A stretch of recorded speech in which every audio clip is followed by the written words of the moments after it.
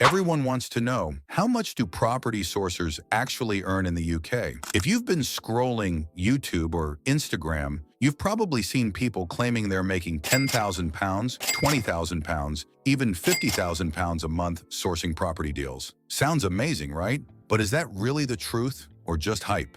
In this video, I'll give you the real numbers. We'll break down how much beginners can realistically earn in their first year, how much experienced sourcers make once they've built trust, what top sourcing companies are earning, the key factors that impact income, and a step-by-step income roadmap for your first 3 years. By the end, you'll know exactly what to expect. No fluff, just facts. First, let's quickly recap what a property sourcer actually does, because your earnings depend on the value you bring. A property sourcer is basically a deal finder. You're not an estate agent. You don't own the property yourself. Instead, you find discounted or investment-worthy properties and pass them on to investors for a fee. You're saving investors time, effort, and money by doing the legwork. That might mean finding below-market value properties, spotting opportunities for buy-to-let, rent-to-rent, or HMOs, packaging all the numbers, purchase price, refurb, ROI, yield, into a deal that's ready to go. Investors are busy. They don't want to spend 10 hours a week scrolling Rightmove or negotiating with estate agents.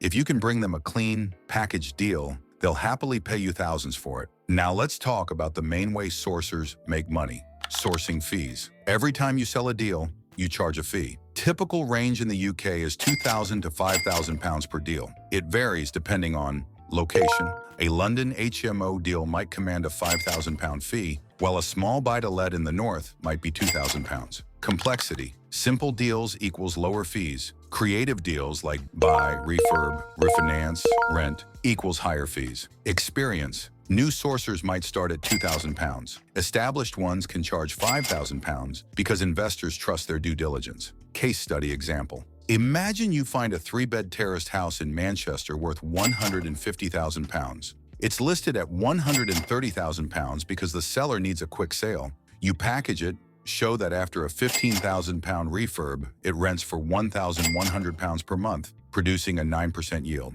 You sell this deal to an investor and charge a £3,000 sourcing fee. The investor still wins because they bought below market value and get strong returns. You win because you pocket the fee.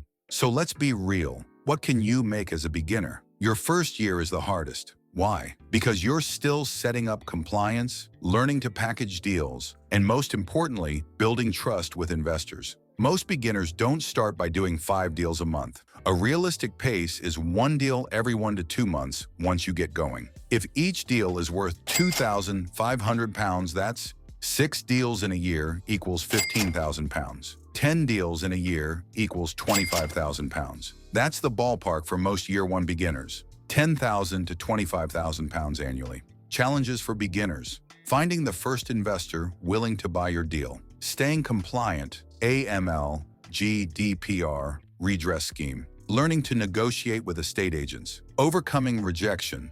Lots of no's before you get a yes. Pro tip, the first deal is always the hardest. Once you close it, your confidence and credibility skyrocket.